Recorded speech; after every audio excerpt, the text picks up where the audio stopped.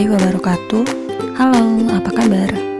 Berjumpa lagi bersama saya, guru virtual pada mata pelajaran Bahasa Indonesia.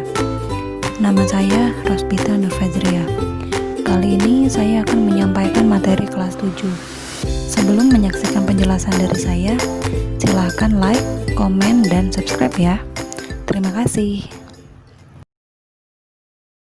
Pada pertemuan virtual kali ini, saya akan membahas tentang teks prosedur. Teks prosedur ini sebenarnya sangat erat dengan kehidupan kita sehari-hari. Jadi, insya Allah kalian dapat dengan mudah memahaminya. Yuk kita mengenal teks prosedur. Pernahkah kalian ingin membuat sesuatu tetapi tidak mengetahui caranya? Apa yang akan kalian lakukan? Mencari cara atau langkah-langkah atau tutorial untuk membuat sesuatu tersebut melalui internet.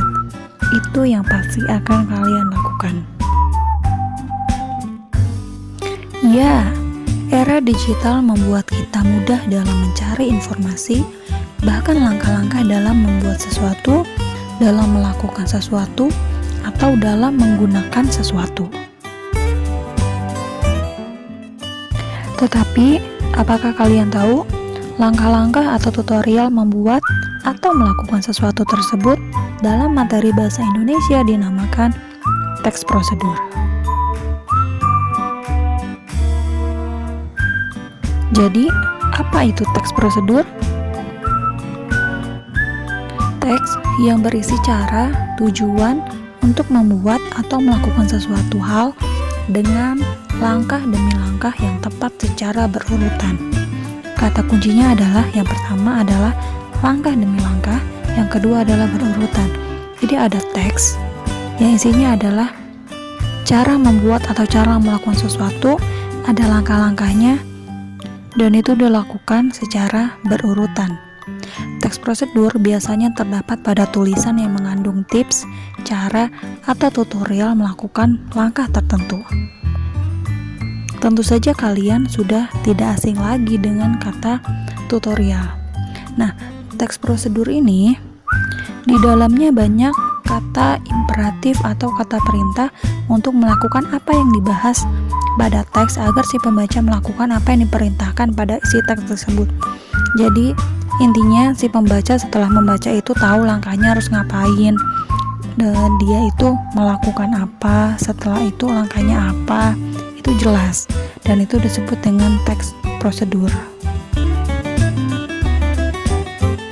Tujuan dari teks prosedur adalah untuk menjelaskan kegiatan yang harus dilakukan agar pembaca bisa secara tepat dan akurat mengikuti suatu proses membuat sesuatu, menggunakan alat, atau melakukan suatu pekerjaan.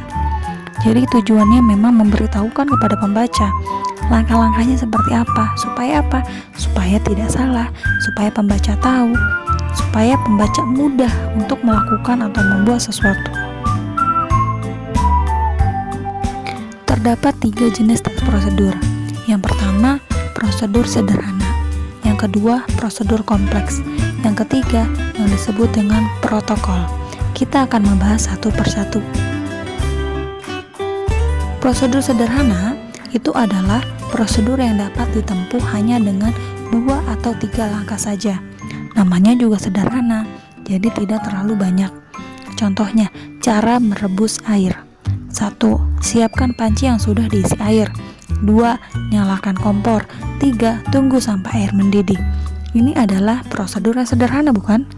Hanya ada 3 langkah. Yang kalian butuhkan hanya air, panci, dan kompor yang bisa nyala. Prosedur yang kedua disebut dengan prosedur kompleks. Prosedur kompleks adalah prosedur yang terdiri atas banyak langkah yang berjenjang dengan sublangkah pada setiap langkahnya. Apa itu berjenjang? Yang artinya adalah ada banyak sekali, beranak. Jadi, dalam misalkan contoh membuat kue donat, cara melakukan tari piring, cara menggunakan drone. Nah, dalam membuat kue donat itu ada beberapa langkah. Mulai dari yang pertama, kalian harus menguleni dulu, memasukkan bahan A, diuleni, lalu langkah B lain lagi, langkah C lain lagi.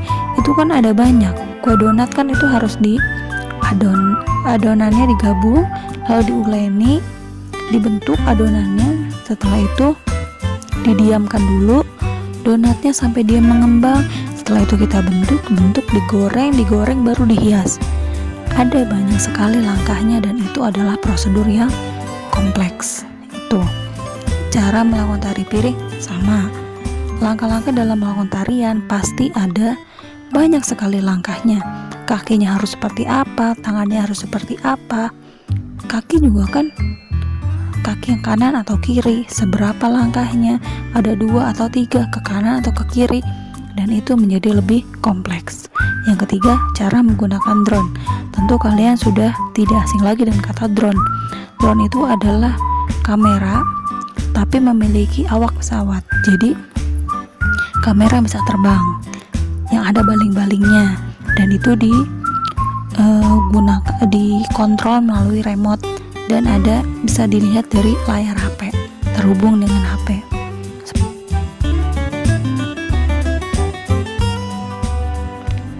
Jenis teks prosedur yang ketiga adalah prosedur protokol. Prosedur yang langkah-langkahnya tidak terlalu rumit dan mudah dipahami. Protokol itu sebenarnya semacam pemberitahuan yang langkah-langkahnya tidak berurutan, tidak masalah. Seperti itu. Protokol kesehatan masa COVID-19.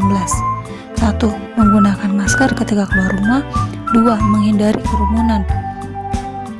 3. Menjaga jarak. 4. Mencuci tangan dengan air mengalir dan sabun. Itu kan tidak berurutan, tidak masalah sebenarnya kan, tapi ada langkah-langkahnya. Langkah apa? Langkah pencegahan. Itu. Jadi ada protokolnya untuk mencegah, ada langkah-langkahnya tapi tidak berurutan. Dan itu mudah sekali dipahami dan tidak terlalu rumit. Seperti protokol kesehatan masa COVID itu yang sekarang sudah kita pahami bahkan di luar kepala kita.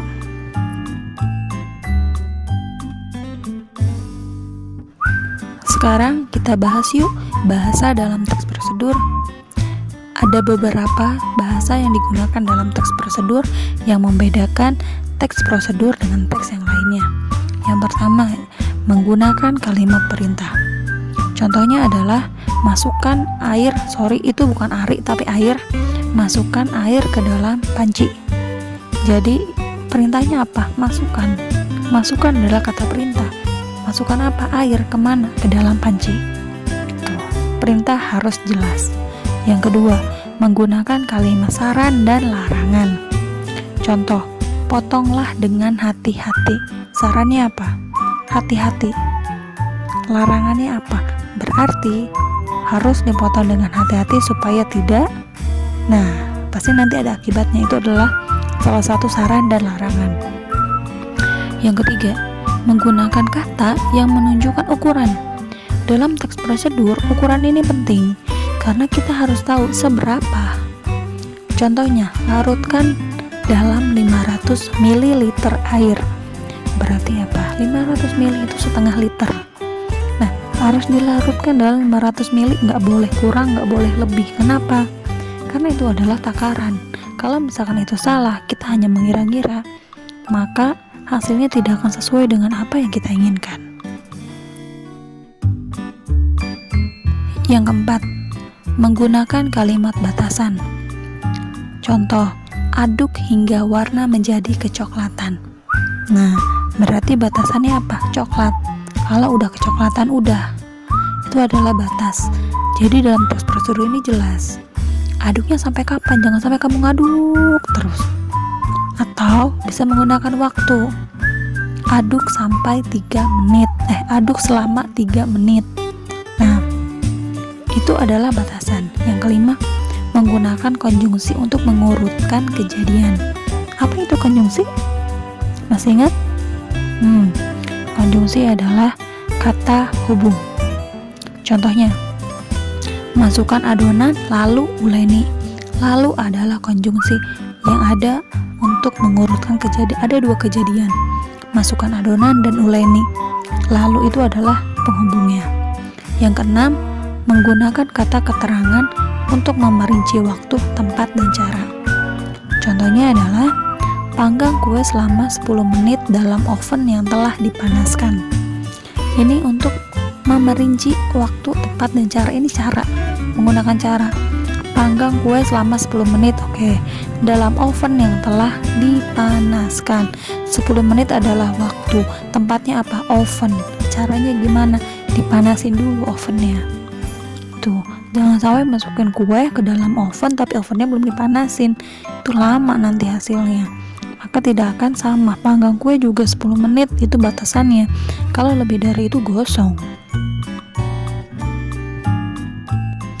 Berikut ini merupakan salah satu contoh dari teks prosedur, yaitu cara melakukan gerakan tari tortor. Tari tortor merupakan salah satu tari tradisional dari Sumatera Utara. Cara menarikannya cukup sederhana, dengan gerakan tangan dan kaki jinjit-jinjit. Gerakan salah satu jenis tari tortor dilakukan berikut ini.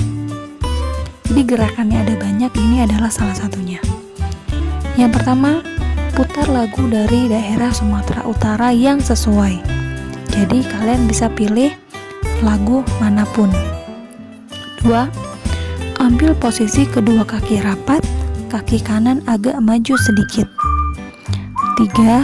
Tangkupkan kedua telapak tangan di depan pinggang kanan, ujung ibu jari saling menyentuh. Yang keempat, gerakan kedua telapak tangan perlahan ke arah kiri. Ujung-ujung jari juga ikut digerakkan perlahan. Ganti gerak. Yang kelima, ganti gerakan kedua telapak tangan perlahan ke arah kanan. Gerakan telapak kaki ke atas bawah dengan gerakan jinjit selama tangan bergerak ke kiri dan ke kanan. Yang ketujuh, ulangi gerakan tangan dan kaki. Begitu seterusnya sampai lagu habis atau mengikuti irama gondang. Dengan belajar tarian ini, kita belajar mewarisi budaya luhur bangsa kita. Selamat berlatih.